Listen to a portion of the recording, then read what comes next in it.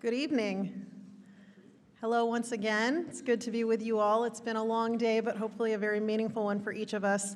I hope that you all enjoyed it as much as I have, but we've certainly saved the best for last here tonight with our opportunity to celebrate our Eleanor Roosevelt honorees. I want to thank again our sponsors for supporting this year's Roosevelt Prizes, including HP, the Polsinelli Law Firm, the Morrison and Forster Foundation, and the Alstern and Bird Law Firm. With the blessing of the Roosevelt family, the Center for Human Rights in 2018 established the Eleanor Roosevelt Prizes for Global Human Rights Advancement to honor persons and organizations having a positive, enduring impact in advancing the principles set forth in the Universal Declaration of Human Rights, which Eleanor Roosevelt, of course, championed.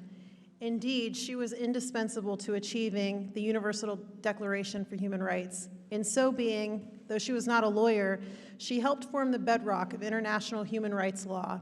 Her skill and determination in reaching that result were legendary, and they remain a model for effective and enduring human rights advocacy. And tonight's honorees are very much in the Eleanor Roosevelt tradition. Regrettably, late scheduling conflicts, including multiple and urgent food security concerns and a family health crisis, have prevented representatives from the World Central Kitchen and the Elton John AIDS Foundation from joining us today as had been planned.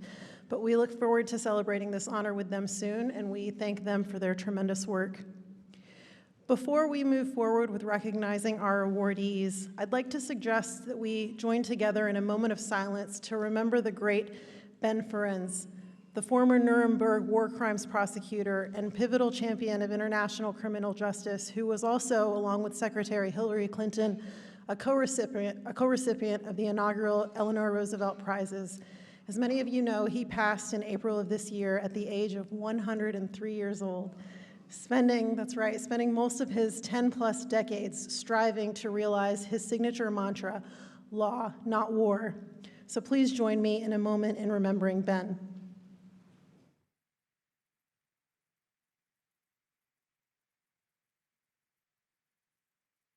Thank you.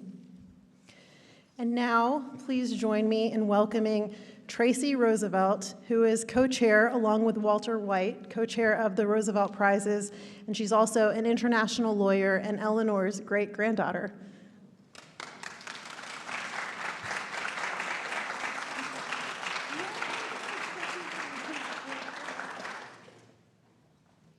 Thank you, Roula.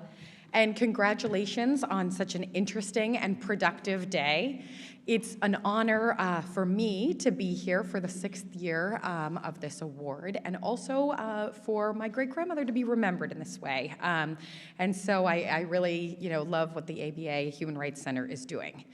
I had the opportunity, as I traveled here today, to listen a little bit on Zoom to some of the great conversations that were going on. And in particular, I heard Ambassador Van Schok talking about the crime of aggression. And it made me think a little bit about what my great-grandmother Eleanor might have known about that or thought about that at the time. And I know it wasn't defined until it wasn't defined in the Rome Statute until the Kampala conference in 2010. But I thought, what would she have known when the Nuremberg trials were going on in 1946? And so I looked at the column My Day, which was her daily, well, I think it was called My Day, but I think it was published weekly in the paper. She, in January of 1946, she was attending the first meeting of the General Assembly in London.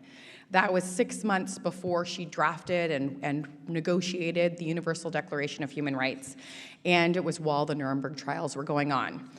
And while they were prosecuting crimes against peace, she was thinking still about crimes against aggression or the crime of aggression. And she highlighted in her column on January 21st of 1946 that one of the highlights of the week was the speech that the British Foreign Secretary, Ernest Bevin, gave to the General Assembly.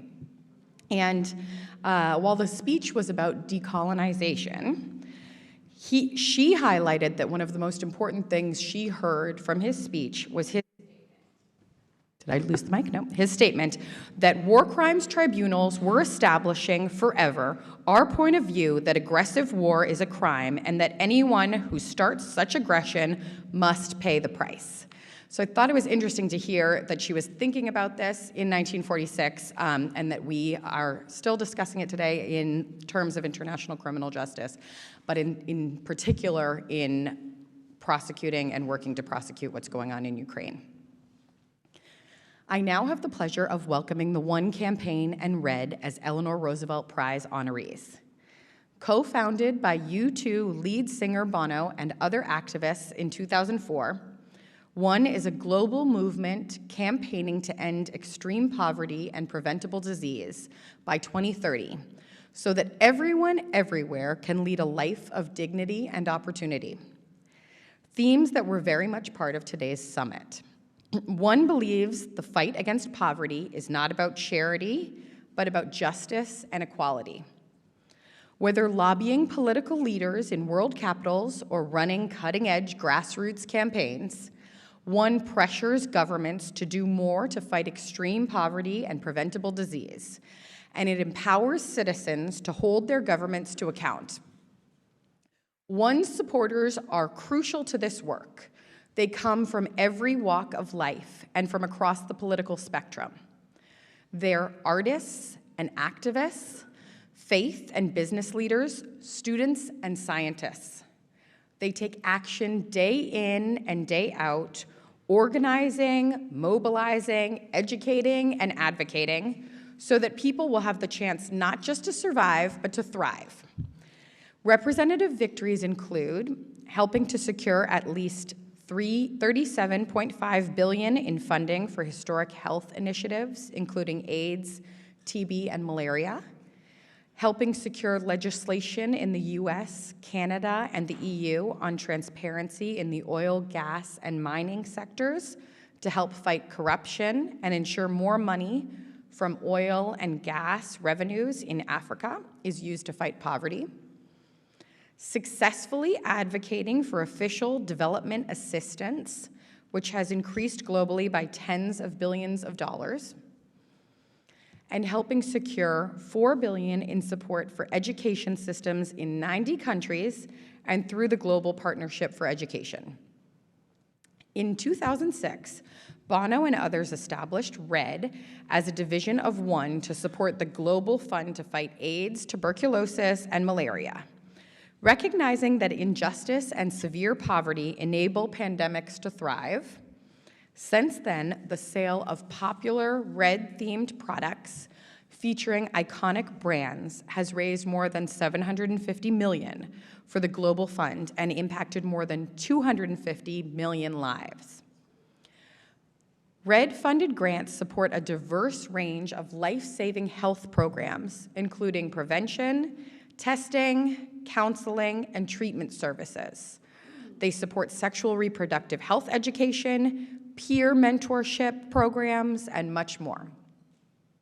Such multifaceted, sustained, and effective advocacy over many years reflects the spirit of both my great-grandmother Eleanor Roosevelt and the essential principles of the Universal Declaration of Human Rights, which she championed and which forms the bedrock of modern international human rights law. It therefore gives me great pleasure to present, on behalf of the ABA Center for Human Rights, the 2023 Eleanor Roosevelt Prize for Global Human Rights Advancement to the One Campaign and RED. Please welcome Gayle Smith, One's Chief Executive Officer, to receive the prize on their behalf.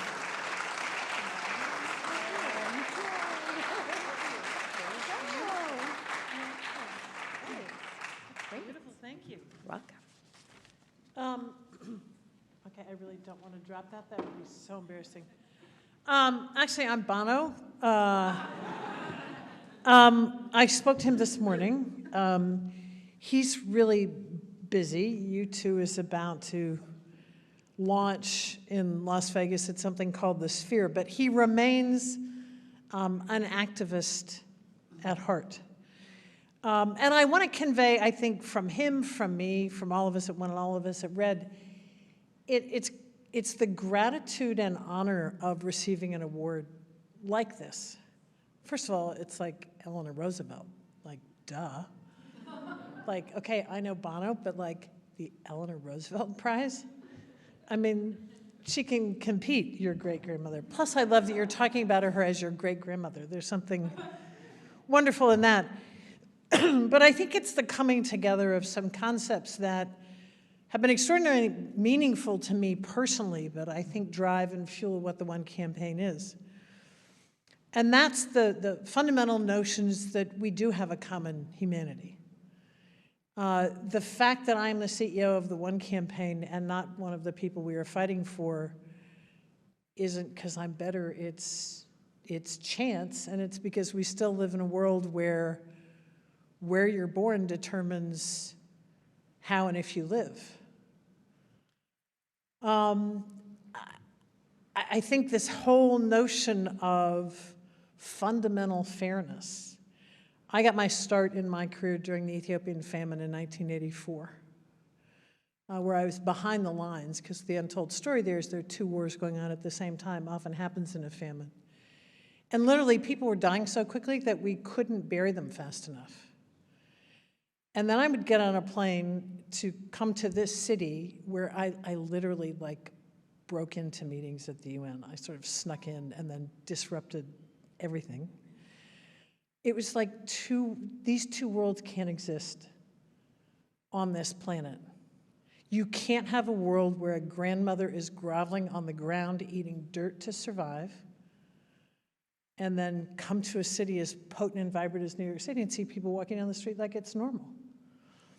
So the other piece is the fight for fairness, and you all are a huge part of that. My respect for lawyers is vast because you're really, really smart.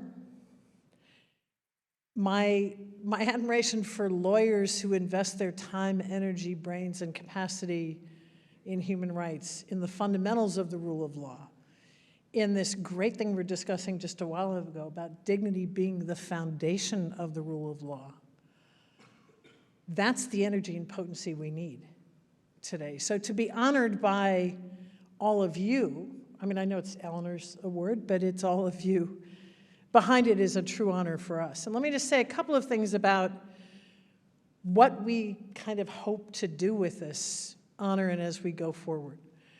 As I said earlier this afternoon, I think we're living in a moment, this is probably we're living in a moment of extraordinary peril, division. Hatred is running more strongly at the surface than is understanding, listening, and caring. But I think we're also at a moment where we've got the ingredients and the potential to change things fundamentally. Now, I'm talking about at the global level, which is the world we live in, at One and in Red. And that's at the issue on the table today is one about whether world leaders are going to decide to make the world more fair and more equitable so that all countries can go through climate change or pandemics and come out the other side, or whether we're going to live in a universe where if you are fortunate enough to have been born in a certain place, probably of a certain gender, and a certain background, your chances are better than anybody else. I think we've got the ability to seize this moment and change it. However hard things are, our fundamental belief is we can change the world. And I just want to say a couple things about how we do that, because I think we're all together in this. The first is one has always believed, get a smart idea, but then take it to people who are the decision makers, even if they hate each other. Michael was speaking to me earlier about Bono and Jesse Helms. And he took enormous grief for his engagement with Jesse Helms and then with George Bush. But the bottom line was that Jesse Helms was not in favor of what Bono at the time and others were advocating for in terms of the fight against HIV and AIDS. We were still in a time when stigma was far more prominent than any sort of wisdom in the public discourse. And Bono kept working on him. He followed an adage I have always found to be very helpful, which is talk to people where they are, not where you think they should be. It is so hard, because I think all of us know where everybody should be. But talk to them where they are and take them where you want to get them, and it worked. And we have 20 years of two parties that cannot stand each other, working together to save over 25 million lives in the fight against AIDS over the last 2 decades, to enable 5.5 million babies to have been born without HIV from HIV-positive mothers,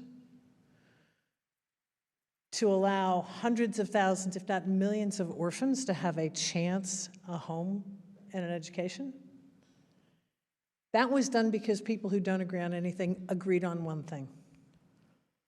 And that, to me, is the fundamental struggle, and what I will take with this and from today's discussion. We've got to be able to get everyone to agree to one thing, and that is dignity has to be at the heart of who we all are, and it matters to every single person on the planet. And only when everybody on the planet has that fundamental dignity can we take a break and go party. Until then, we just gotta fight for it. And I am honored beyond belief to receive this, and my hope is that I and we at One and Red can fight with you, join forces and learn from you. And to you, what a great grandma you have there, and what an honor that you have followed in her footsteps by what you're doing today. So my thanks to all of you. I'm deeply, deeply grateful. Bono was really, really grateful. Seriously, I really did. I talked to him on the train, which is a little awkward because you're like, don't talk too loud because people will figure out who you are and then it'll be really weird. But he may be a very smart, very, very famous man. At the end of the day, he's a humble one. And so I genuinely want to pass on his gratitude from Bono, from me, from the whole team. Thank you all very much.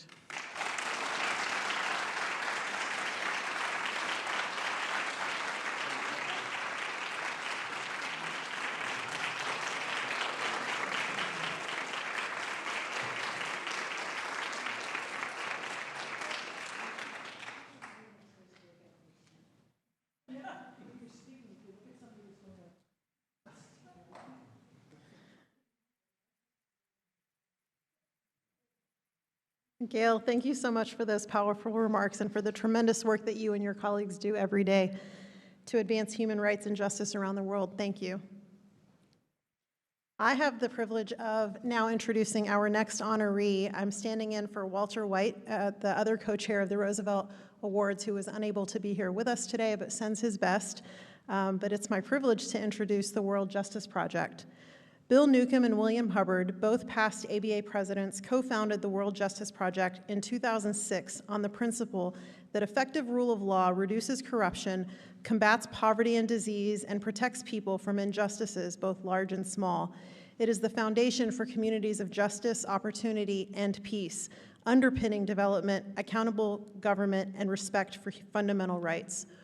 Rule of law means better public health, economic development, and political participation. It is the necessary ingredient to all forms of human endeavor, especially in communities of the greatest need. Accordingly, the World Justice Project's primary goals are to achieve 1, increased understanding of the rule of law and its foundational importance, 2, a greater rule of law adherence by governments, and 3, multidisciplinary, homegrown cultures of the rule of law.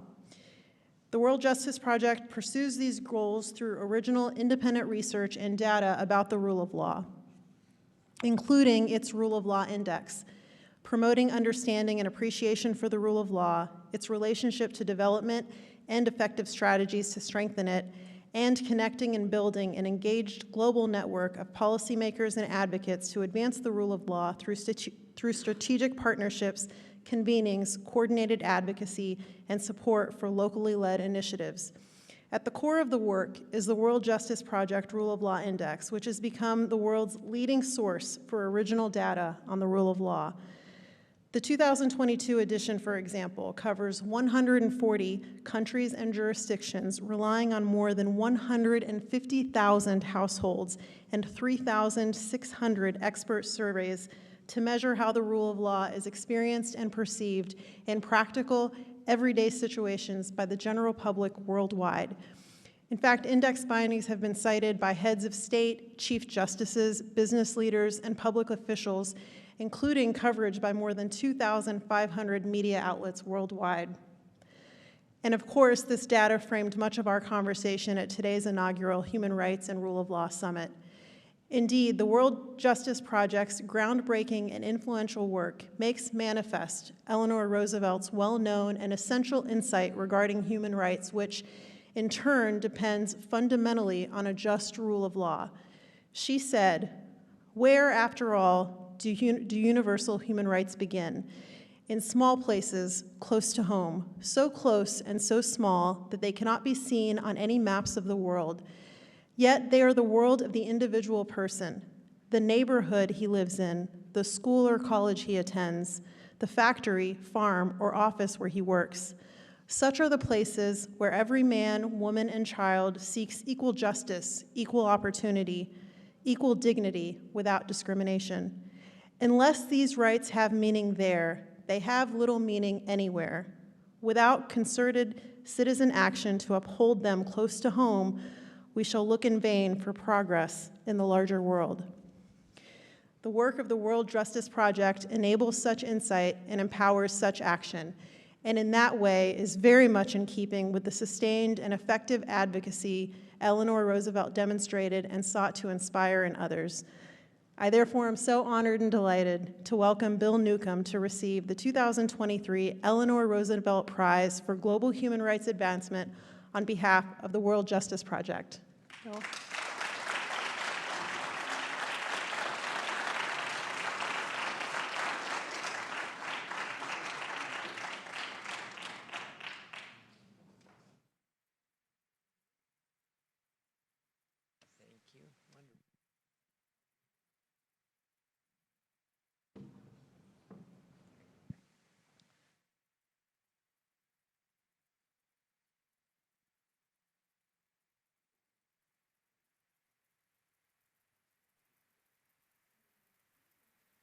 Good mind, everyone. Well, a wiser person than I would not say anything further after that description. Thank you, Roula, for that very much. This award comes to the project, the World Justice Project, because of a lot of hard, smart work by a lot of people, any one of whom deserves to be up here right now with you. Those good folks are the staff at the project, the members of our leadership council, the board of directors, and the officers of the project. And I'm only here as a proxy for them. We have several of our leaders here tonight, 5 of them, I think at least. I'm not looking over somebody. The co-founder, Dean William Hubbard, who is also the chair of our board of directors, our inestimable executive director, Betsy Anderson, over here. I'm pointing fingers, Betsy. James Vanderklok, our chief of philanthropic partnerships. That's a mouthful, but it means he helps us raise the money we need, the mother's milk, to do our work. And from our leadership council, we have Karen Green. Where are you, Karen? There you are, right there. A cross-section of the leadership of these various groups that make, and Jim Silken. Where's Jim? Jim's on our board, and our treasurer, speaking of mother's milk, Jim is here as well. You saw him this morning. And we're filled with gratitude for this. We feel this is a little premature for us in some ways. I used to tease my friends and say, we're no longer a startup. We've made all those mistakes. Now we're a toddler in terms of our age. Now we're maybe an adolescent. Maybe now we're in college. We are entering our 18 year of delivering our services, and we have a long way to go, to say the least. Comparing us with these other 3 honorees is something that makes us feel very, very humble indeed. And being recognized at the first summit, which is kind of historic, makes it even more of an honor.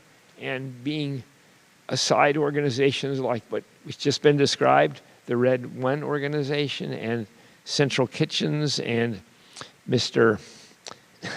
John's AIDS Foundation, these are venerable organizations. They're doing amazing work, and for us to be in their company makes us even more appreciative and even more inspired in our work. So, if I may, thanks to the people who organized this gathering, to you, young lady, to Michael Pace, there he is Scott Carlson in the house? Spirit, thank you. Tracy, to you and your family for making all this possible. It's been, and to the, what's the new name? The New York City Bar Association for these amazing facilities and for its work led by the retired judge we heard from this morning in terms of human rights advocacy. A little bit about the World Justice Project. We think that the rule of law is the seminal issue of our age. And how dare we say that with all of the needs in the world? We say that because we think the rule of law as we define it and as we measure adherence to it and as we find ways to advance it, that it is not just fundamental, but it is foundational. It is that platform on which communities can build opportunity and health and justice and peace. When we say health, we mean healthy planet, healthy human beings, healthy creatures, frankly. So we talk now in terms of the rule of law as the foundation of functional communities. Functional to us means communities that can deliver to the occupants of those communities all around the world. Justice as a starting point. Health, again, healthy planet, healthy people, healthy creatures. Opportunity to be dignified and lead lives that matter to you and your family and your neighbors. And peace as a result of that. If you string those things together in that order, you're likely to have the kind of community that gives you a chance to live a life of dignity. And our definition, which Betsy shared with you this morning, we think is by far the most cited definition. The rule of law is, as Tom Carruthers said at the Carnegie Endowment, it is a capacious concept. I love that word, which means that it's confused as hell. It's often conflated with other things. We hear rule of law and democracy. Not really. The rule of law is a framework. Democracy is a form of government. We love that form of government, but slow down. The rule of law is a little different from democracy. And so confusion, conflation, just people citing it, not knowing at all what it means. How many times a day do you hear the concept of the rule of law? This is a violation of the rule of law. This is not what the rule of law stands for. Pardon me, pundit, pardon me, politician, pardon me, do-gooder. What the hell do you mean by the rule of law?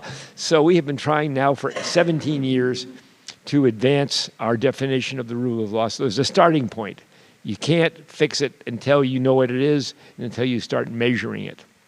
And the lack of rule of law is what has to be fixed. So our definition is, and forgive me if you heard Betsy give this better this morning, it starts with, what is it a concept? Is it a set of principles? What is the rule of law? We think it is a system. We like system because it brings things together and it has some staying power and it has some activity to it. So we say it's a durable system or an enduring system, help me with that, made up of 4 things, of laws. Call them law, that's general for laws, rules, regulations, whatever you want to call them. Laws, the institutions that deal with those laws, the norms that are formed over time, and community commitment. And without it being a part of the culture of your community, it's not going to stick around. It's not going to have the power it can have. And that system, in turn, has a responsibility to deliver to people living in that community for what I will call universal goods, if you'll let me. And that is accountability of public and private actors. Private actors are as wealthy and powerful as many governments are in this world. The second thing is just laws. And by just laws, we feature Ms. Roosevelt's declaration. We agonized about whether due process was universal enough or too Western or too globally North to include in our definition. It's in our definition because we think due process is that universal. People understand the basics of due process. And our experience collectively is that there's nothing so substantive as process. So it better be a due process, a good process. Thirdly, some property rights. Fourthly, some contract rights. So those are the just laws that we think are universal, and we try to be very, very careful not to impose our Western or a globally North version of what good laws are. But the Universal Declaration is just the best example of what's universal. And then we talk about open government. Should not the governed know what the governors are up to? Is that not the best antidote to corruption? Don't we have a right to know who's making the rules, how they're making the rules? Not behind closed doors, but out in the public air. And I hate the word transparency, forgive me. Transparency is something you look through. Those windows are transparent. I don't want any of you to look through the law or the institutions. I want you to look at it and see it and have that law and those rules and those norms be apparent to you. Open government's a perfectly good term. We didn't need to bring transparency into political science, but it's there. So I've lost that battle.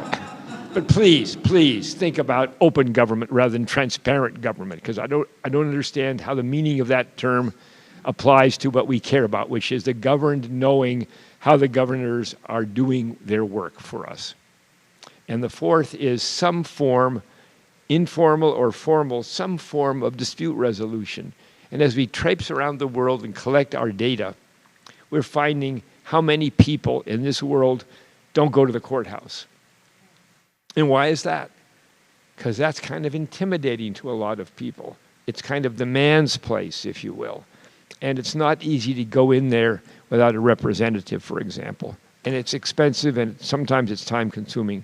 So we are increasingly respectful of informal versions of resolving disputes. We have a lot of informal versions in terms of alternative dispute resolution in this country, but in many developing countries, they don't, even if they do have a court system, most of the people go to the elder. Unfortunately, too often it's a he, but he's there, he's accessible, you see him right away, he costs nothing, and his decision, which reflects the norms of the community, is enforceable by the community. So we are indifferent about whether it's formal or informal. We want the formal to be better. We want the informal to have a little more due process, probably. But the point is there's got to be some form of resolving disputes, and it's got to be accessible. And you all know the numbers about lack of access to civil justice in this country, and I would say the lack of criminal quality justice in this country. It's a two-step process. Is there access to some form of justice? What's the quality of that form of justice? Public defenders are underdogs against prosecutors in this country. So that's our definition. Sorry for the ramble. And that definition is what creates the opportunity for communities to be functional in the way that I've just described.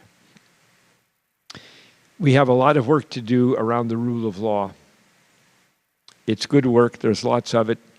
Betsy shared with some of you this morning who were there the desultory statistics about this country of ours, and without meaning to be on a jihad about that, I will just repeat some of those statistics. We are now measuring 140 countries in this world. That's 95% of the world's population. In the United States of America, out of 140 countries, ranks 103rd for absence of discrimination. 103rd out of 140. Are you proud? Are we doing our job? How about impartiality in the criminal justice system? How do you think we do? Out of 140 countries, we are 106. Accessibility and affordability of civil justice, we are 115. There's only 25 countries who perform worse than we do.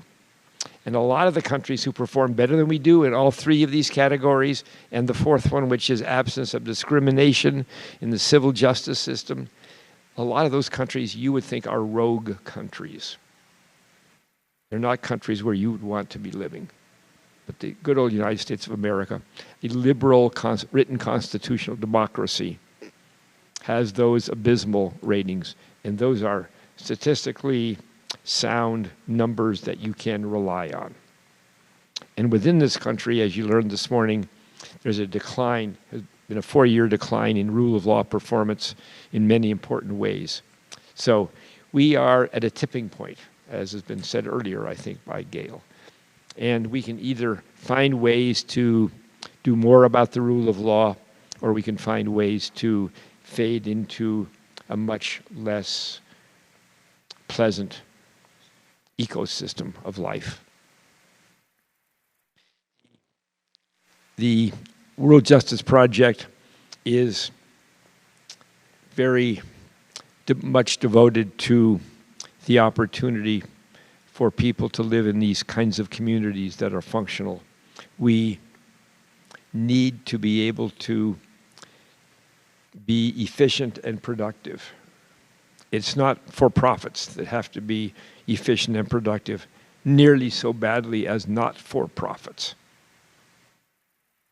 And we seek to be efficient and productive in just 3 ways.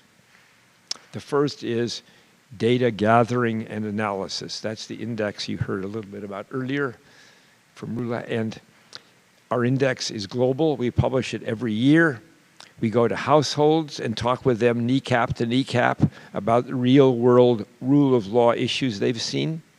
We also go to experts. We triangulate that data and come up with statistically reliable data about the reality of rule of law in a particular nation state. Do that for 140 of those countries. We publish that, as I said, annually. We also have currently 2 subnational indexes. We're pretty thrilled about this. The notion is, in Mexico, we went into the 32 states in Mexico, and we measured adherence to the rule of law state by state. And guess what we learned in terms of outcomes? It turns out that the closer you bring the data to the folk, the more likely there will be reform. We all care about this great nation of ours, but I live in the northwest corner of Seattle. I have a certain care about the quality of corrections in Mississippi. I have a lot more concern about the quality of the correction system in my state, because it's where I live. So getting data closer to people brings action and reform. The second thing is it creates competition among the states.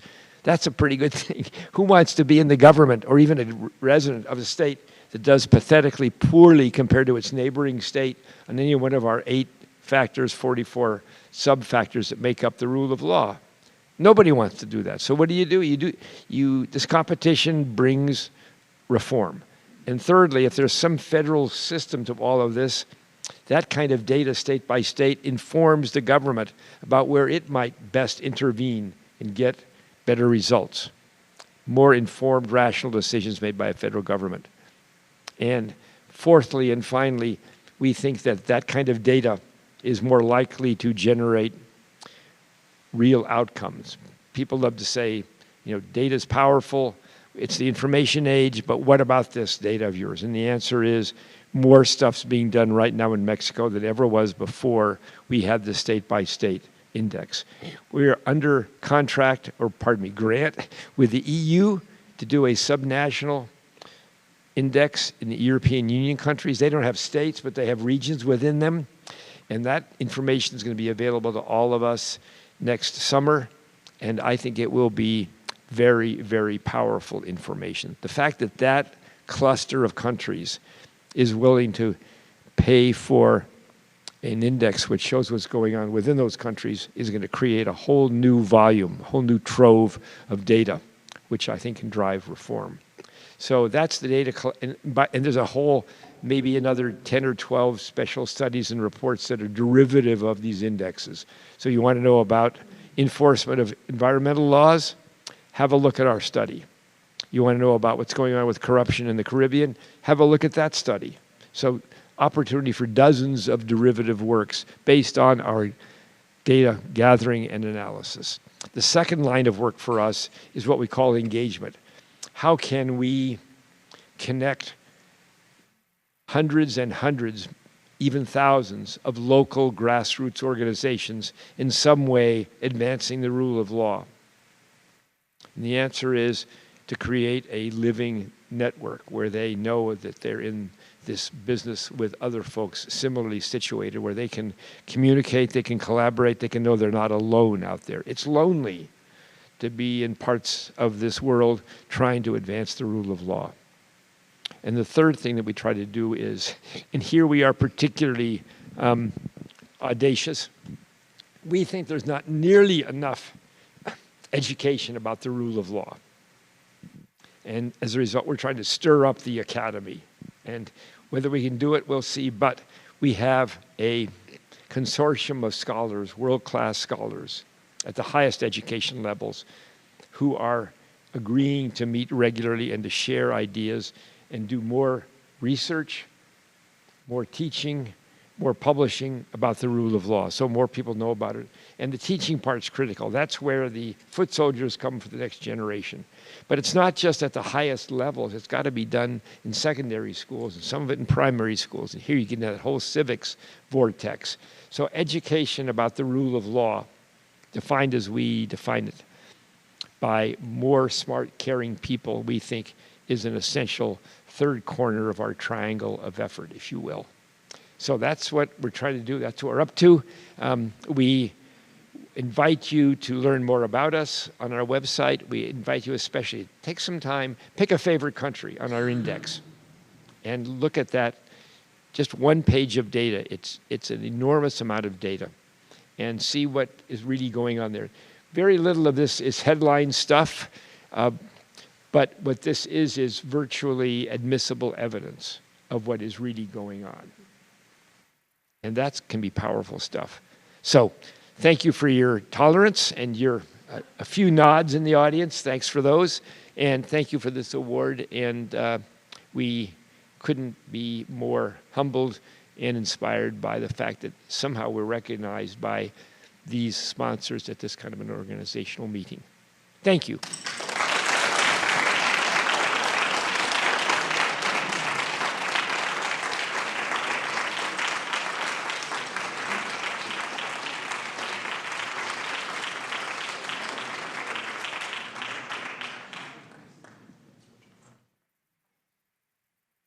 Thank you, Bill, for those powerful remarks and that important information about the World Justice Project. How about another round of applause for our awardees this evening?